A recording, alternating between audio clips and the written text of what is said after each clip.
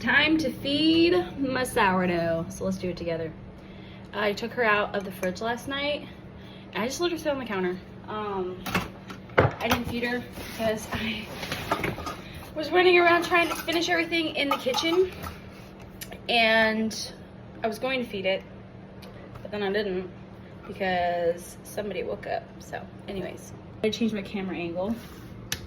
Okay, so I'm transferring it to this big jar because I want to do some baking this weekend and I need lots of grams.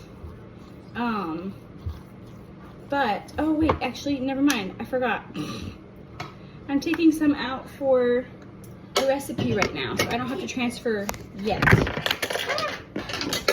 So I'm getting my discard for what I need for a recipe right now. I'm making pancakes, discard pancakes.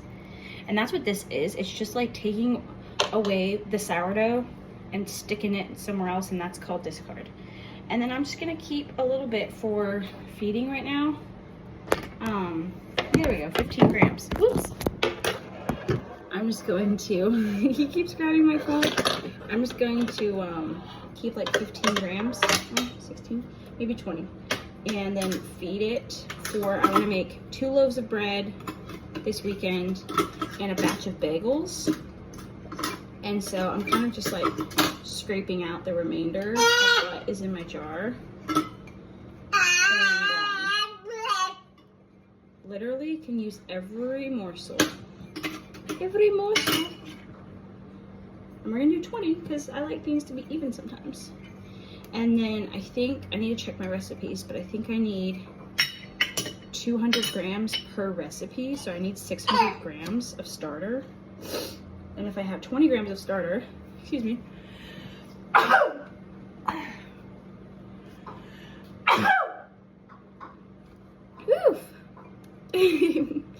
My baby's staring at me.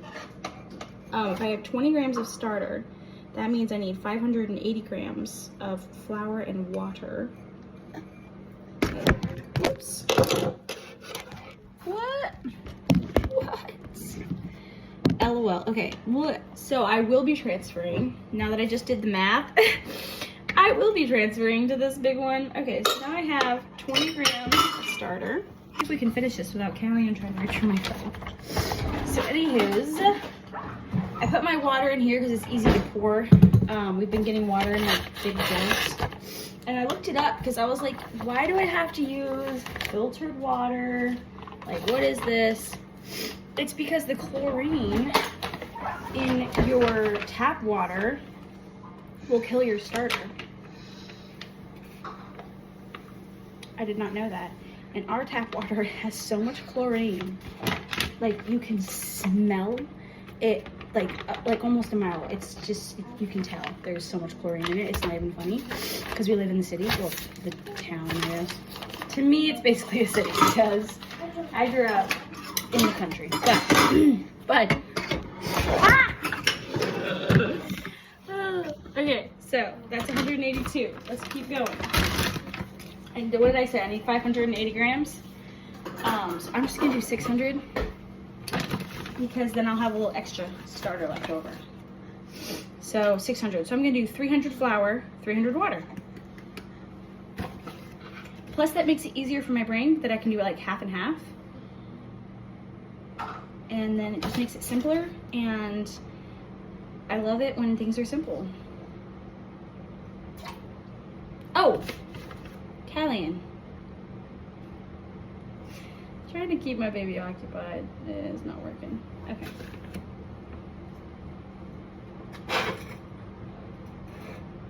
Aha!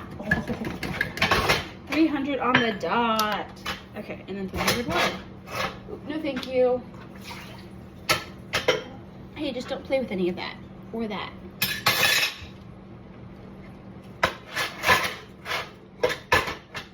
Hey, look at what Mommy's doing. Look. Whoa.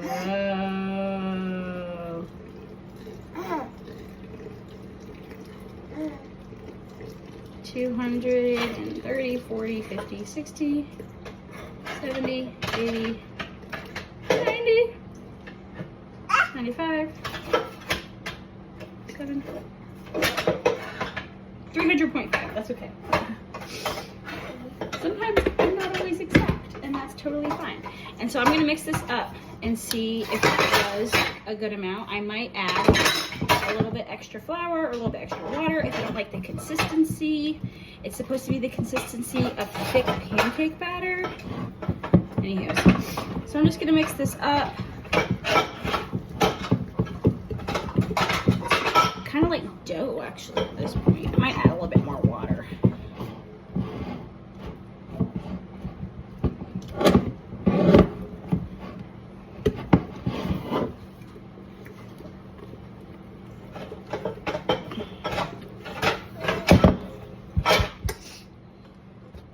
Plus then we could have some extra discard for possibly Pop-Tarts. Because that is my next thing I have not made yet that I want to make.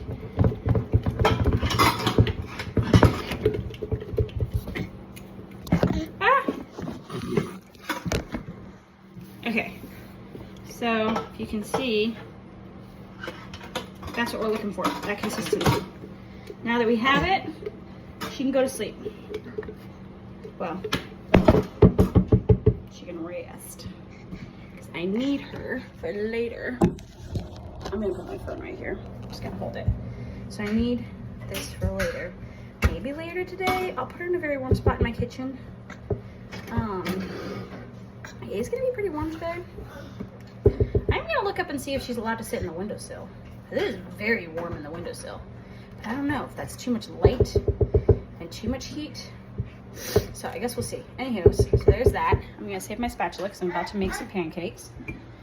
And okay, so here she is. And actually, I've been seeing this done where you scrape the sides, like, you scrape the sides down like this. And then that way you can kind of tell where, how much your sourdough starter has grown and everything. So I'm gonna put a rubber band around it to where it has grown. Kid is like standing in my sink. Okay, so that's where she has grown. This is so professional. Okay.